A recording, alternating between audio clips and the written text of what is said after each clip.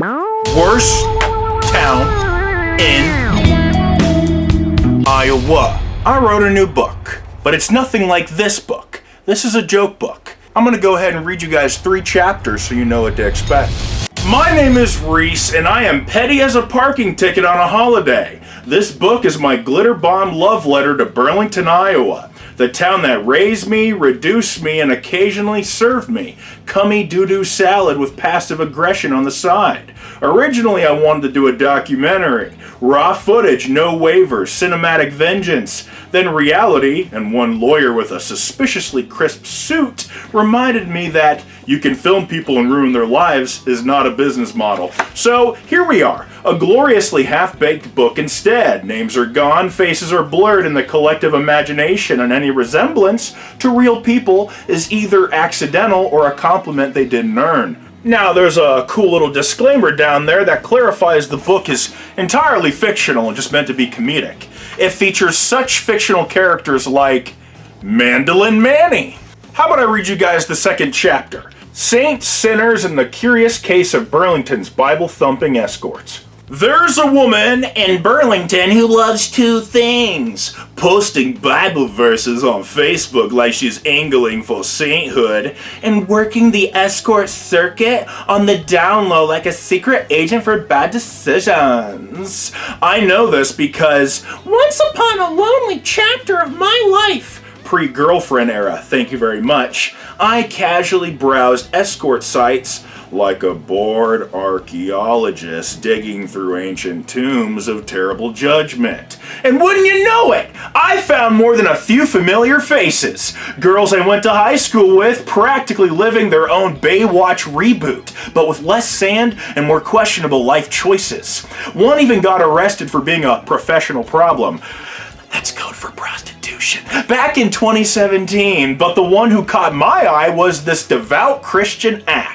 Or at least her profile said she was saved, which I guess is a flexible term in Burlington. This was a highlight in my never-to-be-seen documentary, complete with proof and whatnot. But hey, I've learned my lesson. Showing faces and names is the quickest way to get a subpoena and a personal visit from a very angry lawyer. Also, Nikki, you're not in this book. You are actually in this book. I dedicated 14 pages to you in that one. However, Nikki, I did write a paragraph about one of your friends, the aspiring actress and her meme lord ex-husband. And I swear this is not about Nikki and Tad. This is about one of Nikki's friends. Now, birds of a feather flock together, and I'm sure Nikki is friends with plenty of women who are just like her, but Nikki, I want to see if you know exactly who I'm talking about when I read this off to you. There's an aspiring actress in Burlington who was a walking train wreck, cheated on her husband like it was a full-time job. The only reason I knew? Her ex-husband kept spamming memes about whore wives who have affairs on Facebook, because apparently that's the only way he could vent his feelings. Years later, this diva is posting angry rants about how her ex is refusing to love her and whining about a lost Hawaii trip like she's the biggest victim in the universe. It's not fair, apparently, to be caught cheating and then dumped. She became my personal lolcow. I made it a habit to check her page every few hours just to see what kind of fresh, ridiculous meltdown she was serving. Spoiler, it never got old. Okay, I'm gonna read one more fucking page, and then I'm gonna stop it right there. My ex pulled a classic move before we got together. Some guy hit on her on Snapchat. She ran into her brother Jesse's room, told him, and he dared her to get a pic of the guy's, let's just say it was underwhelming. They all laughed, and Jesse bought her Taco Bell as promised. Small town entertainment.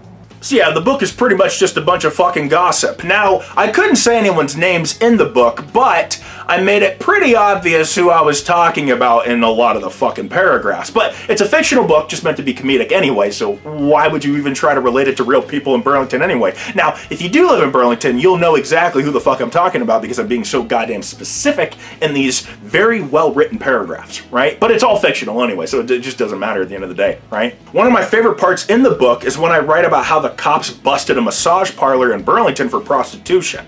They were going through the fucking parlor's trash, collecting rags of cum. They were collecting cum, nut, straight up jizz, to try to prove that they were fucking giving hand jobs when people would fucking pay for it.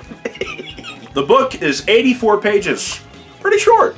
Could have been longer if I wrote about Nikki and Tad in it. But like I said, I dedicated 14 pages to those assholes in this one. But yeah, Nikki and Tad don't even make a cameo in this one. About 80 pages of shit talking. So why did I write the book, you may ask?